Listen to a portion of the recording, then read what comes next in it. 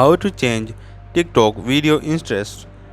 This is what we are going to talk about today in this video. Make sure to subscribe to our channel, this really helps a lot. So without any further ado, let's move into the video. First of all, open TikTok app on your mobile.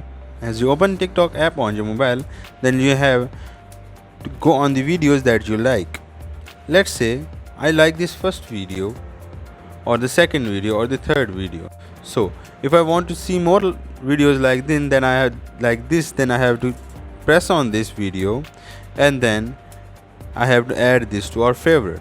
As I add this to my favorite, now I can have more videos like this. Or if I go on not interested, then the TikTok will update my interest and it will not show me videos like this.